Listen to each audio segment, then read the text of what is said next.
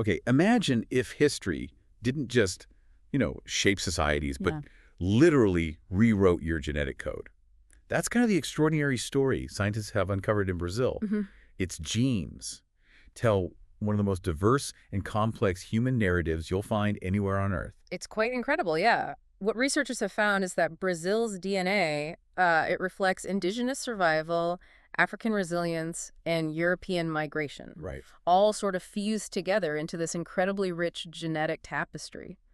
It's really And something. it's precisely this amazing genetic diversity that sparks some really deep conversations and sometimes, yeah, controversies about race, history, identity, all of that. It definitely does. So what are we diving into today? We're going to explore exactly why this Brazil gene is considered so globally special and, what it might mean for all of us. Okay, let's get into that. So when we look at Brazil's population history, it's basically shaped by three huge forces. First, you've got the indigenous peoples who lived there for millennia. Then the massive and frankly devastating influx of enslaved Africans. Yeah. And finally, that long transformative period of European colonization. And if you average out the Brazilian DNA composition across the whole country, studies show it breaks down to roughly, 62% European, 21% African, and 17% indigenous ancestry. That's the overall average, yeah. But what's really remarkable about that average is how dramatically it shifts depending on where you actually are in Brazil. Oh, okay. So it varies a lot by region. Exactly. You head south, and you might find European ancestry climbing over 75%. Wow. But then go north, and indigenous ancestry can jump up, sometimes above 30%. Right. And think about this too. Brazil today has more than 110 million people of African descent, 110 million. which makes it the largest African diaspora population outside of Africa itself. It's just a staggering number. It really makes you stop and think, doesn't it? Yeah. This genetic blend isn't just some abstract statistic. It makes Brazil a living, breathing example of how history doesn't just shape societies and cultures. It literally reshapes human DNA. It's etched right into the people. That's a really powerful way to put it. And, for decades, Brazil's national identity was often framed under this idea of a racial democracy. Right, I've heard that term. Yeah, this narrative suggesting that everyone was mixed, everyone was inherently equal, that racial lines were just blurred. Sort of a post-racial idea. Kind of. But what scientists have uncovered through genetics reveals some deep hidden patterns that genuinely challenge that long-held notion. And this is where it gets incredibly interesting, I think. Because many Brazilians who self-identify as white Yeah. still carry significant African or indigenous ancestry in their DNA. We're talking about regions where maybe up to 60% of self-identified white Brazilians actually have detectable African genetic markers. 60%, right. Yeah. Those specific DNA sequences that clearly point to African ancestry.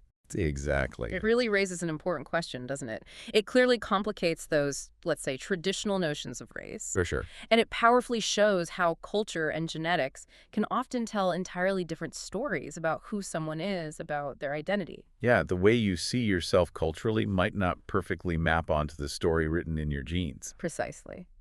So, okay, beyond identity, researchers have found that Brazil's incredible genetic diversity also has some really practical implications. Right.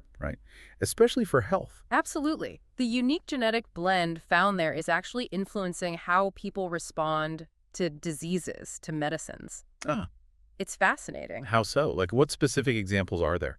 Well, for instance, certain genetic variants that originated in Africa can influence resistance to some tropical diseases. Okay. But on the flip side, they might also increase the risk for conditions like hypertension. I see. A trade-off almost. Sort of. And then you have indigenous gene variants. They've been found to shape things like metabolism and even how individuals respond to certain medications.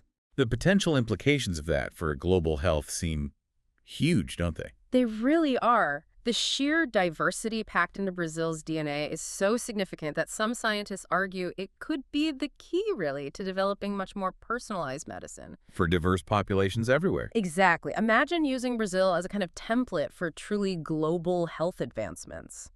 But knowing how sensitive these topics are, I imagine this is where things get complicated. Yeah, you hit the nail on the head.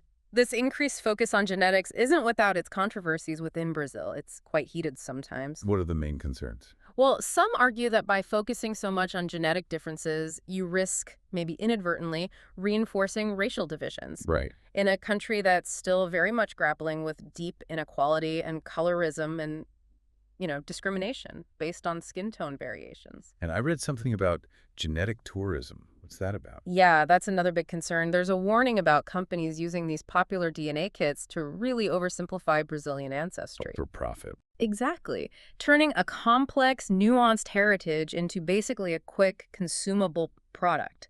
It strips away the context. And politically, how does it play out there? Well, on the political front, you have really passionate debates going on. Should genetics even be used to affirm Indigenous and Afro-Brazilian identities? Or should culture and lived experience matter more? Precisely that. Or should culture, lived experience, social context?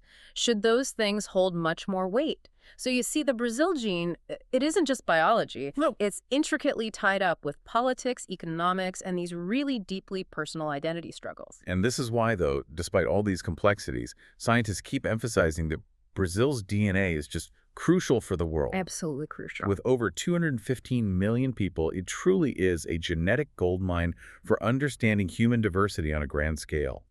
It offers clues to so many biological questions. But here's the striking thing, the paradox, really. Okay. Despite this incredible untapped potential, Latin America as a whole, including Brazil, represents less than 2% of the data in global genetic research datasets. Less than 2%. Seriously. Seriously, it's a massive underrepresentation. Yeah. A huge blind spot in our global scientific understanding. Wow. So that basically means the full potential of Brazil's genetic story for medicine, for anthropology, for really understanding human history itself, it remains largely unexplored.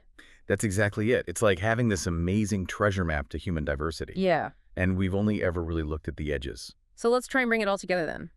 Why is the Brazil gene so uniquely special?